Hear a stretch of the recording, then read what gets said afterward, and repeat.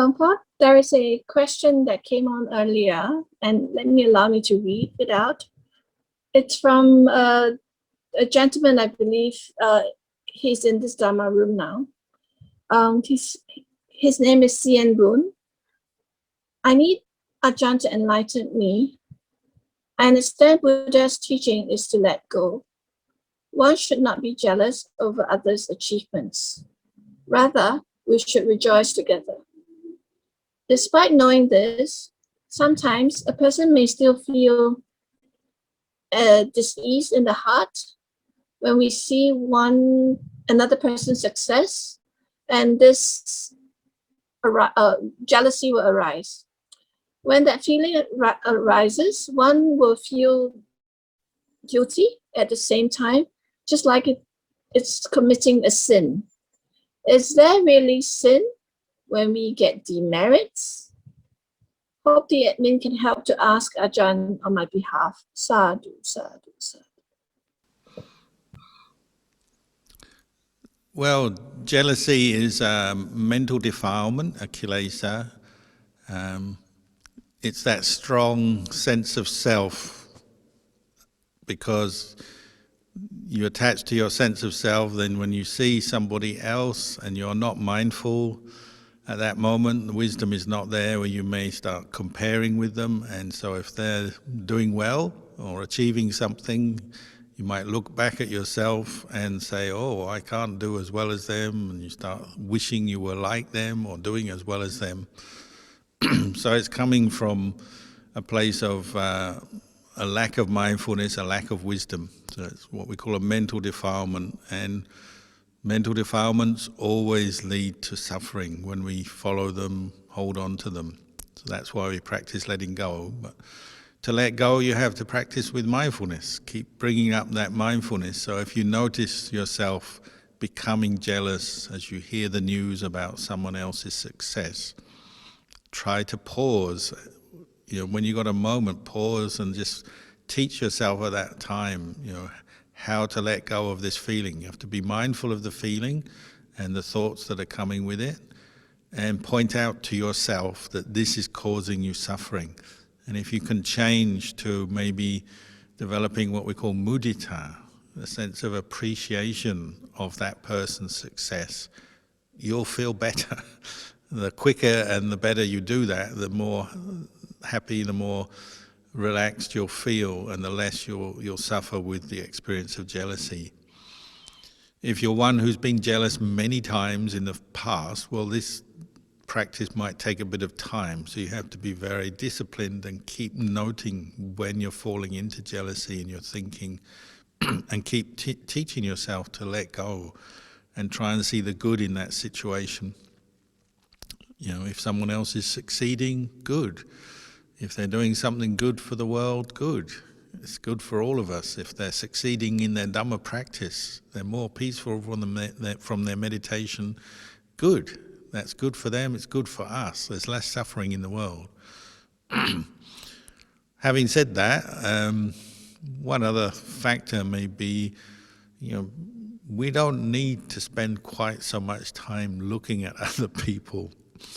We can't avoid sometimes hearing about other people, noticing them, knowing what they're doing, but try not to dwell on it or spend so much time thinking about other people. Come back to look at yourself. And if someone else is doing well, achieving things that you feel are important and inspiring, well, good. But then turn it back to yourself. What can I do to improve my practice and my life? But don't dwell on them, because then you may start to feel inadequate or jealous or whatever. And it's the same with all our judgments and opinions about other people. Generally, we dwell too much on other people. We spend too much time competing, comparing, better than, worse than, the same as. There's a lot of suffering. So all our teachers, including the Buddha and Ajahn Chah, they've always encouraged us to turn around and look more at ourselves and take responsibility for ourselves. Because, the good and the bad that other people do, in the end it's their karma, their responsibility. and you can only know so much from what other people are doing. Maybe somebody has achieved something, maybe it was through their efforts, maybe there are other people helping them that we don't know about. We don't know all the facts, and in the end, other people have to be responsible for their happiness and suffering just as we do. And their good is their good, it's not our good. What we have to do is keep developing our own good, our own practice, our own good in our own life. So keep coming back to yourself to see what more you can do to raise up the level of your mind through the practice, making more merit, letting go of these mental defilements. That's our number one priority. So keep coming back to what you're doing in your practice. And that doesn't mean to say we're neglecting the world around us or ignoring the world around us, but we're simply recognizing that where we can really be effective in life is with ourselves, improving our own practice and our own efforts. And that will automatically help others, and it will give us more mindfulness and wisdom to help others and help the world. But we have to start with ourselves first. And spending all our time looking at others, you're ignoring yourself, and you can't learn too much from that because it's external to us. So learn focus on where you really can learn, and that's your own mind. Develop that in a good way, and you'll also be able to give something back to the world when you do that.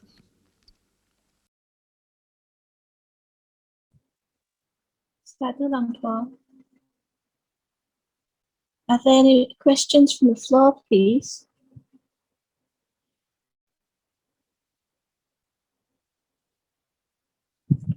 Whilst we're waiting for the courageous soul to click on the raise hand button, Langpa, I just received news that all 53 people in the submarine in the Indonesian waters have confirmed to have died.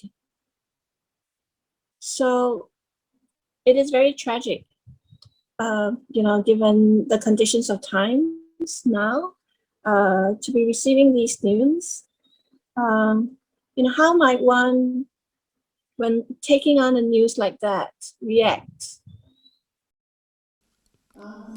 Well, it's obviously very sad when we get news of death, tragic death from accidents or disease, like in India, a lot of people dying at the moment and so on.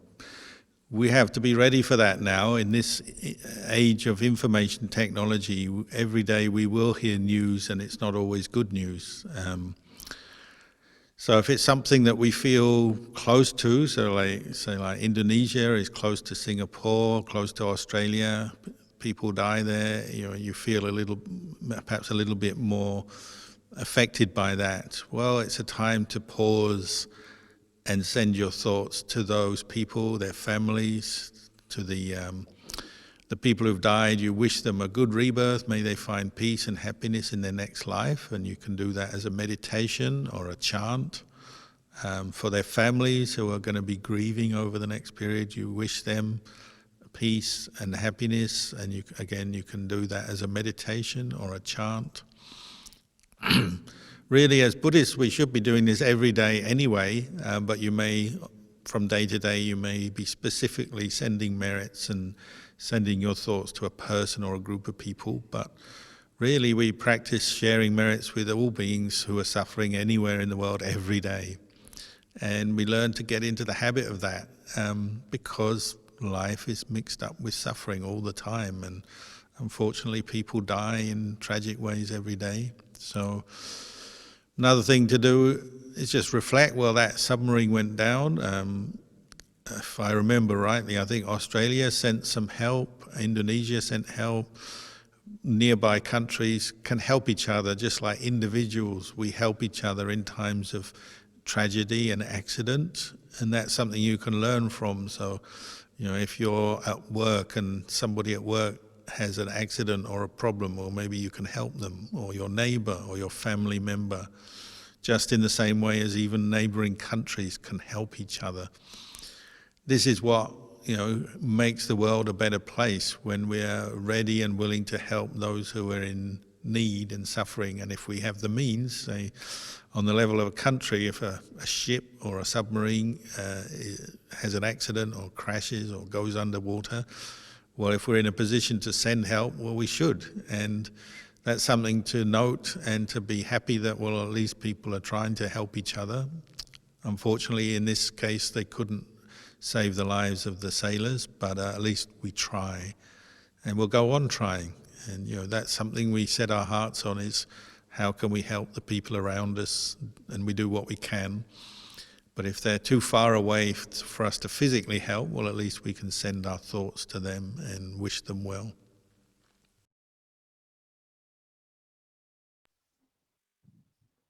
Sadhu Lampa. So, brothers and sisters, are there any questions from the floor? Oh, yes.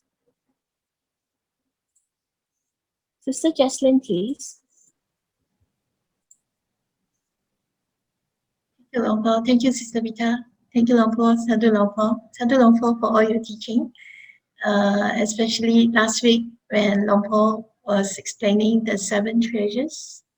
It was really a very good teaching, because can relate to a lot of the teachings that Longpo has taught us, the 7 treasures. Longpo could have kind of like some insights from that talk, is that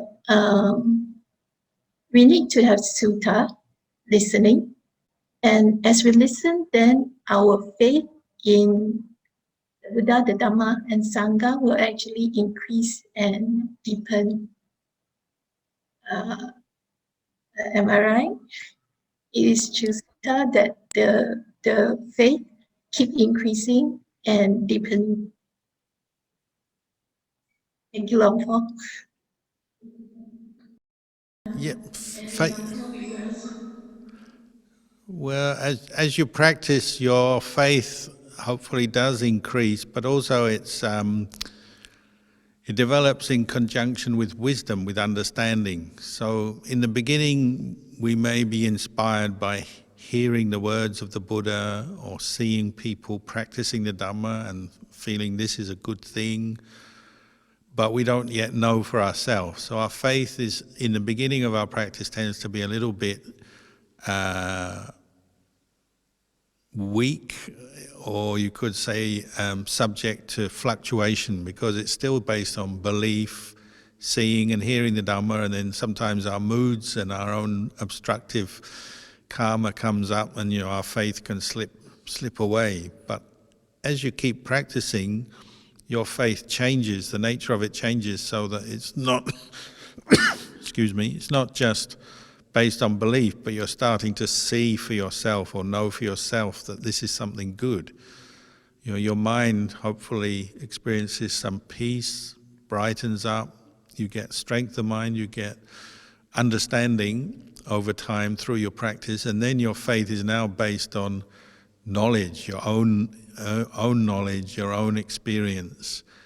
And so once that happens, your faith becomes very strong, and then the idea is eventually you get to the point where you see enough Dhamma, enough truth that the Buddha was pointing to, that you don't have any more doubts. Say the Sotapanna, the stream winner, they have no more doubts about what is the path and what is not the path. They're not fully enlightened yet, but they've practiced to the point where they understand that generosity is a good thing, and they become generous in their heart. They understand that the practice of mindfulness is the way to go, developing wisdom through wise reflection and contemplating the Dhamma is going to free them from suffering. They understand that to the point where their faith in the Buddha, Dhamma, Sangha, and the path of practice is no longer wavering, it's no longer weak, it becomes firm and strong and established through experience.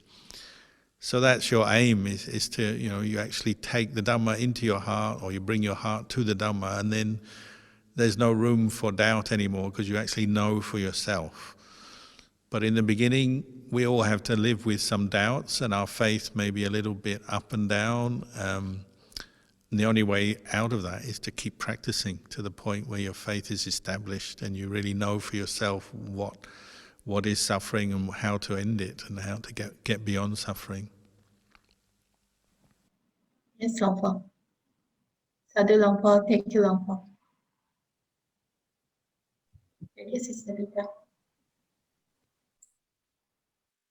Okay, so Sadhu, let me now invite the next person, Sister Sakita and Sister Kanti from Malaysia, please.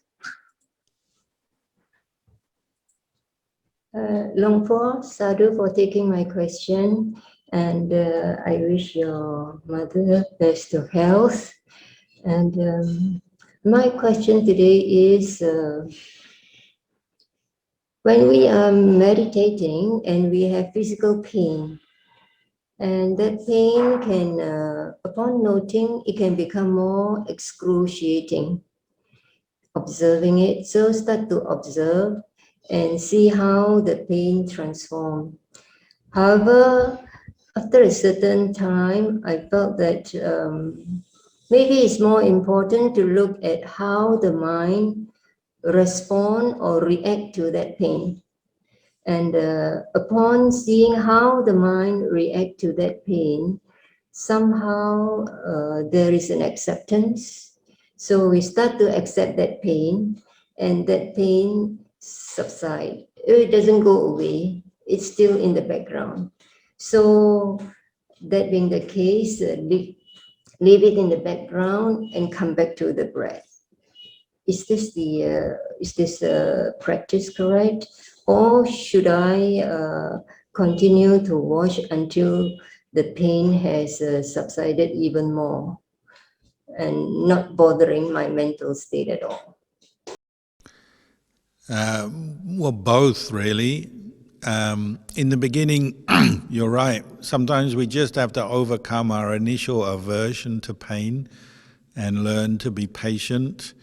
And we can't yet get rid of the pain. So we're just learning to bring up mindfulness, patiently be aware of the pain. Like you say, we try to go to the breath and leave the pain behind, just ignore it if we can. But sometimes you get so much pain coming up, you can't ignore it. So then you have to leave the breath and maybe go to the pain and really investigate that. And you're investigating the relationship between the mind and the pain are not the same thing. So you have the mind and then you have the pain, which is an object of mind.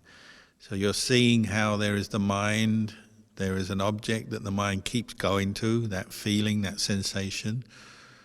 But because if your mindfulness is improving and your effort is improving, you might be able to see, well, this pain is not the mind, it's not a self, it's not a being, a person, it's an experience that comes up through its various causes and conditions. It's there, but you're watching it and you might notice it changes. It might be more intense, and then it might fade away, it might disappear altogether for a while. The stronger your mindfulness, the more you can reflect in that way.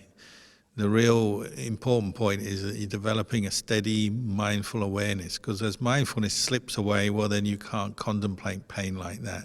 You either just put up with it, and that's not the same as contemplating it, or you want to finish the meditation, get away from sitting there meditating because the pain is too much. What you're trying to do is bring up mindfulness to the point where you're firm, your mindfulness is firm, so the pain is not bothering the mind. It's still there in your experience, but you can now separate between mind and pain. And the more you do this, little by little, hopefully you get better at doing that. And then the sense of suffering with that painful feeling disappears from the mind. The pain may still be there, but you're now letting go of the self that forms around the pain and the attachment, identification with the pain. You're knowing it as pain, but you're not attaching to it with self. The more mindfulness you have, the more you can contemplate that and see that truth. But in the beginning, we're not good at it. So we can do it a little bit, and then the pain is too annoying, too difficult, and maybe we have to give up, and we have to accept that fact that we're not yet ready to stay with pain for long. But over time, you maybe improve. And I think most meditators find that they can contemplate pain better, more effectively, the longer they practice, the more experienced they become. And they have some amazing experiences where they're sitting with pain but not suffering with the pain, they're just knowing it. And sometimes, if you go into deep samadhi, well, all the pain disappears anyway. So that gives you another insight. If you make your mind one-pointed on its object, say the breath, all the pain disappears. Well, this pain is temporary, it's impermanent. So as you withdraw from your state of samadhi, one-pointedness, pain will come back, of course. But it's like you have a certain boldness of mind. You're more courageous to look at pain and say, I know this pain is not me, it's not a self. It's an experience that comes and goes. So you become stronger and bolder in contemplating it, especially when you've experienced some samadhi where the pain has disappeared. It gives you that strength, that confidence to contemplate pain more. And Luang Por, the second part of it is, upon understanding how and watching how the mind respond or react to the pain, upon accepting it, then sometimes it just go away as vibration, especially on the leg, when the pain is in the leg. And then the pain goes away. There's so much joy because there is no more pain anymore. But then the leg starts to keep on vibrating. Should we continue to watch the vibration or just leave it as, just be aware that there is vibration? You can contemplate it if it seems appropriate at that time. Just keep contemplating the experience, maintaining your mindfulness, and you can ask questions, you can observe what's going on, and say you get some rapture and joy arising as pain fades. Well, contemplate that. That's also impermanent, not self, and that will change. You have periods where the pain is strong, and then you may have periods where rapture is strong and pain disappears, but then the rapture will fade and maybe the pain will return. And you keep contemplating this and seeing these are experiences that are impermanent, and what's impermanent is not the self. They're experiences that are arising according to their own causes and conditions. So more and more your mind is sort of centered in the middle of the experience, but you're not grasping at the pain, you're not grasping at the pleasure or the rapture and the joy that comes with samadhi either. You're contemplating it all as impermanent, as not self.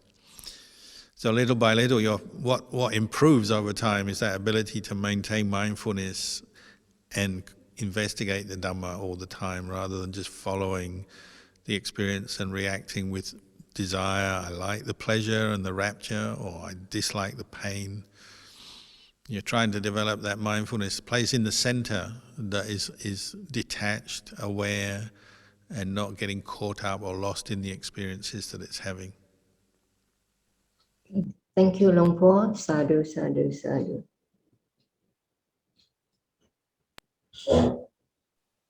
Luang Por, there's just one more question. This person's a bit shy to appear on video and has got this burning question. As a practicing Buddhist, are we not to have any likes or dislikes? If so, how should I practice to be neutral without likes and dislikes? Do all arahants have no likes and dislikes? Thank you so much. Much gratitude. Helen Lim. Well, I think the normal thing when we say likes and dislikes, we're referring to craving, what the Buddha called danha and upadana, attachment or clinging. So arahants don't have craving or attachment anymore. But it doesn't mean to say arahants don't have pleasure or pain. They will still feel pain in the body. They'll still feel pleasure. They'll still know what food is agreeable and tastes good and what food tastes bad. They still feel heat and cold and so on. They don't become like vegetables or rocks or something. But the thing is, all these experiences don't stimulate craving and attachment, so they don't stimulate liking and disliking. The mind is pure because it's free from craving and attachment. So that's the difference. They still understand what is beautiful in the world, what is ugly. They still understand those concepts, those experiences, but the mind doesn't attach to them and create self out of them. So, it's hard to explain. If we're not an arahant yet, then we can only go by what other arahants or the Buddha has said. But if you practice mindfulness, I think quite quickly you can start to get an idea or an insight into what the Buddha was pointing to. Because when your mindfulness is strong, you have this sense of the mind is centered. And then when you lose your mindfulness, you start reacting to a pleasant experience with desire. I like this. That's when your mindfulness is lost and maybe some greed or attachment forms based on that pleasant experience. But then you regain your mindfulness and you reflect on what's going, you can see, oh yes, that's how liking leads on to attachment, clinging, and leads on to suffering, because when you lose what you like, you suffer. And in the same way, aversion and dislike comes from the unpleasant or painful experiences we have. The more you're practicing mindful awareness, the more you're seeing this at work, liking and dislike, how they form, how they take the mind away from the present moment, how they create more attachment. But as you practice more, that experience of falling into liking and disliking will happen less, and you'll suffer less. But it doesn't mean to say the pleasures and the pains of the world disappear. It's just your mind is now trained and developing understanding that, you don't have to grasp at these things. And you actually tire of liking and disliking because you realize that's only leading to more suffering.